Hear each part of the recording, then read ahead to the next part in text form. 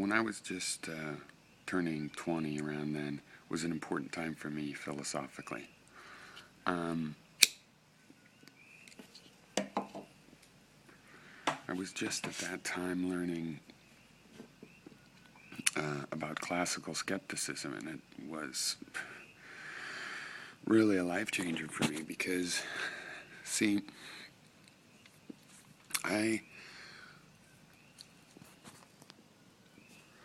I still don't know exactly what the category would be. It includes philosophy, can fit it all in, but I used to talk all kinds of things. I had grandmothers that were kind of into the occult, Edgar Cayce and reincarnation,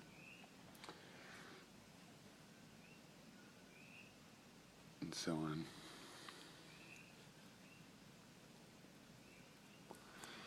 And one day when I was, I think, 13, I was walking along. I remember still walking along thinking, what is this that brings it all together? I couldn't quite figure it out, but I came up with the question because all these things are just different parts of reality, because I also really loved physics. I discovered physics like at a young age. I remember reading a pamphlet that I found on momentum when I was like 8 or 9. Hi, Emily.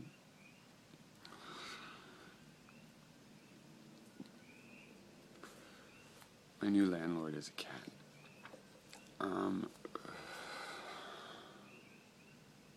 They make better landlords than you think, but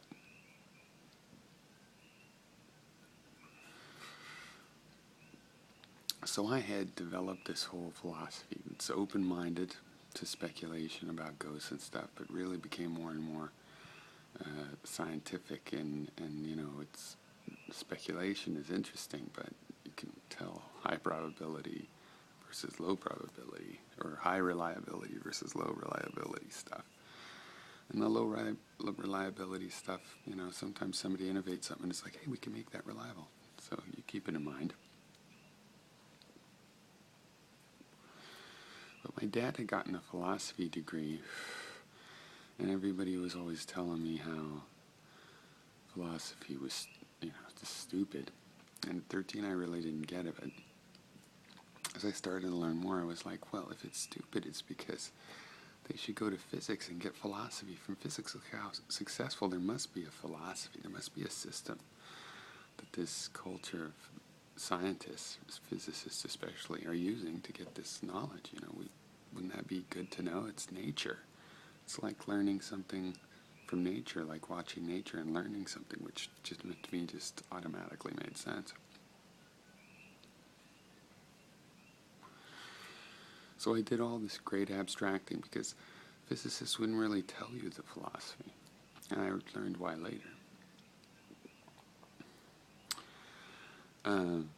Physicists sort of swore off public shows of philosophy after they got burnt, as the 1900s came on with quantum mechanics, and all of their grandiose pronouncements were somewhat embarrassing. So they wouldn't tell you where the philosophy came from. They stopped really learning exactly as much about where it came from, or maybe that's because of other reasons. But so I'd abstracted this philosophy out, and then around 20, with taking philosophy courses, I had learned about classical skepticism and where this word skeptical really came from, what skeptics were really like. And lo and behold, my philosophy that I thought was mine, that I'd invented, that as a young 20-year-old I knew, hey, I figured out, look, I found a jewel right here where nobody wanted to look.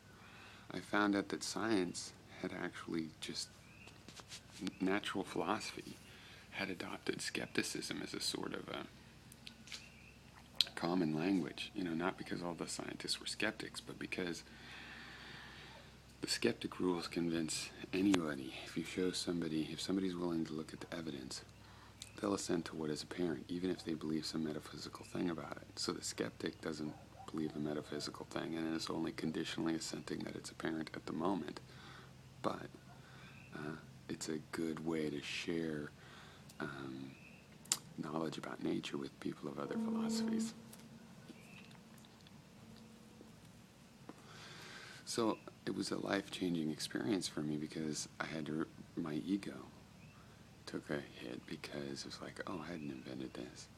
Because I didn't like people that just got their opinions from the culture and weren't original. They didn't have their own ideas and they just copied other things. And here I had created this new thing, and it was almost an exact copy of Pyrrhonism according to Sextus. You know, plus a couple thousand years of scientific knowledge, but the basic principles and the cognitive approach and the embodied mind and all this kind of stuff that I've learned words for later. It's all in there in various forms, relativity. So then at 20, I started a project called Language 7.0 because in writing my papers, I realized that, language is rigged against skeptics, against people that don't believe in metaphysics, against people that are relativist. And so I decided to make a technical language, not to replace, it's not English. I can't change English. English is going on its own. Just have a technical language to facilitate analysis and communication. Because language isn't just for communication and philosophy. You quickly learn it's also for analysis.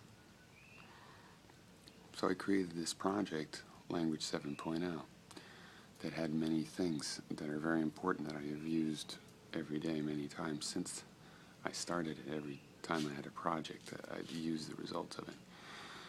For example, I mentioned before something I call extensional analysis, which relies on this distinction between the set of things that a word refers to and the idea of the word.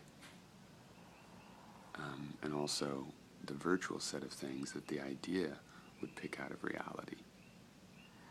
So for example, the extension of coyote is the coyotes you've seen.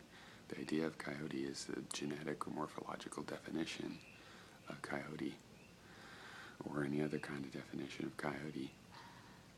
And this virtual set is the set of all coyotes in the world that you could see, that could be seen, that exist.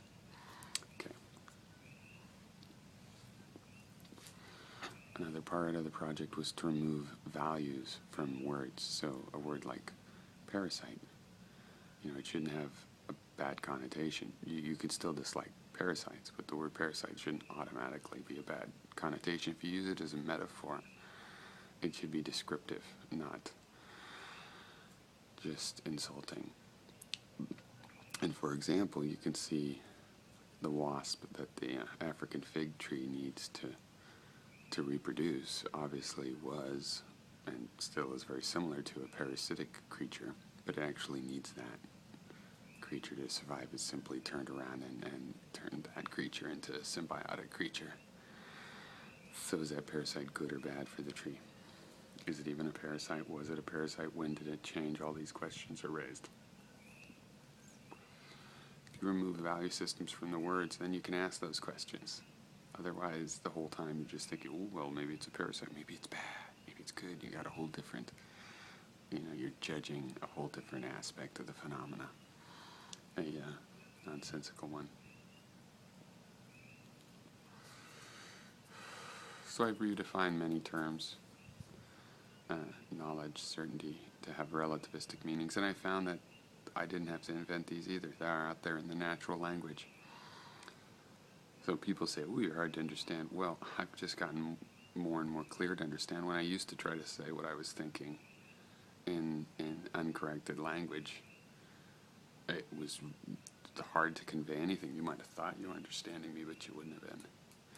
This has increased the understanding. That's right, me redefining the terms, because I go out there and I look at how we're using the term through this extensional analysis. What things do people put in there? And then they often have an idea that doesn't match those things.